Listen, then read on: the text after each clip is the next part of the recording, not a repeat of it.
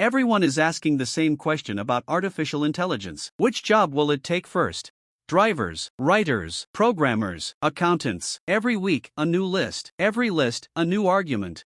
But almost nobody asks the opposite question. The more interesting one: which job will be the last?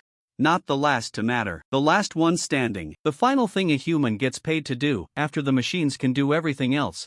To find it, we have to visit a graveyard. First, consider the most dangerous question in adult life. So, what do you do?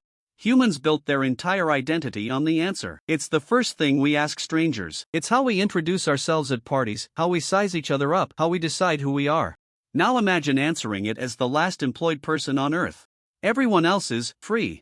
And you still have somewhere to be on Monday. You are the final name on the final payroll of human history. What is that job? Why did it survive when everything else fell? We can make a real guess, because humans have watched jobs die before, thousands of them. Here's the uncomfortable part: humans are spectacularly bad at predicting which jobs die. In 2016, Geoffrey Hinton, the man they call the godfather of deep learning, said we should stop training radiologists immediately. Within 5 years, he said, AI would clearly outperform them. It is now a decade later. Hospitals have a radiologist shortage.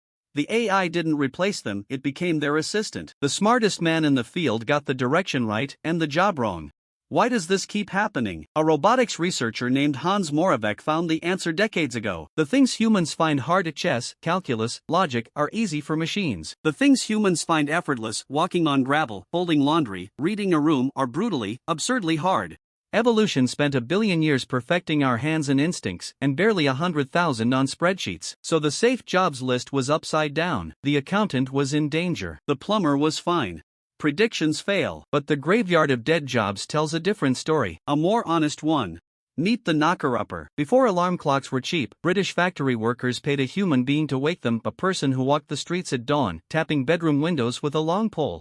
Mary Smith of East London was famous for using a pea shooter. She was, by every account, extremely accurate. This was a real job, with a route, and regulars, and competition.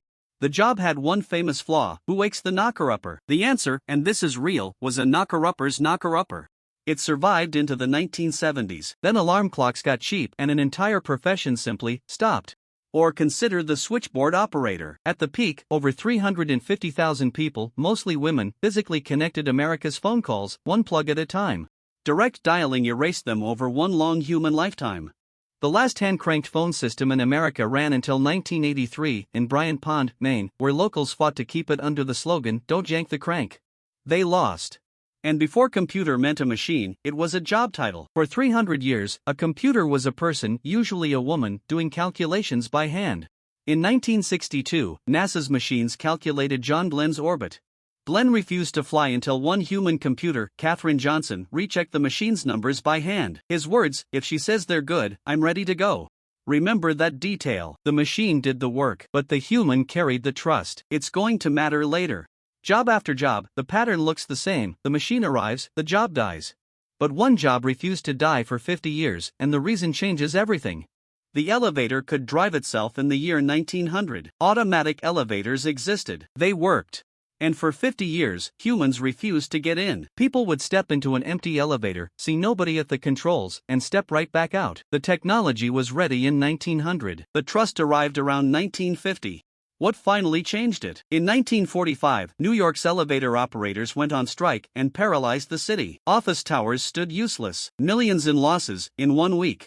Suddenly, building owners were very motivated to make people trust the automatic elevator. So they engineered trust. A red stop button rarely needed, deeply comforting. An emergency phone. A calm recorded voice saying which floor you're on, so the machine felt accompanied. This is the first law of the graveyard. Automation timelines are set by trust, not technology. The machine being able to do your job is not the finish line. It's the starting line of a much slower race. And sometimes, automation doesn't kill the job at all. Sometimes it multiplies it. The cash machine was built to replace bank tellers. What happened next is one of the strangest results in economics. The machine built to replace bank tellers created more bank tellers. Here's the mechanism. ATMs made each branch cheaper to run. Cheaper branches meant banks opened more of them. More branches needed more tellers, and the job itself changed, from counting cash to talking to humans. The part customers actually wanted a person for. In 1997, the chess computer Deep Blue defeated Garry Kasparov and the world declared chess dead. Instead, more humans play chess today than at any point in history. Because machines being unbeatable made human struggle the entertainment. Nobody watches two engines play each other. We watch humans strain against limits. The machine took the crown, and somehow the humans kept the kingdom. Recorded music was supposed to kill live performance. Today, the recording is the advertisement, and the human in the room is what people pay for.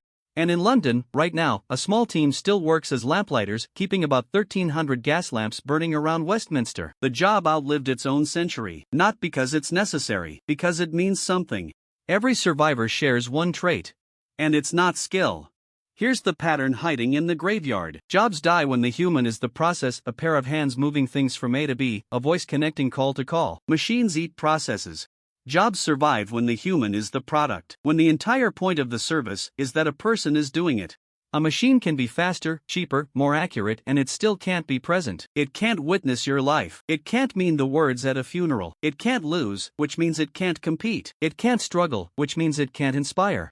So the final shortlist looks something like this: the carer, the performer, the priest, the judge, the athlete, the therapist.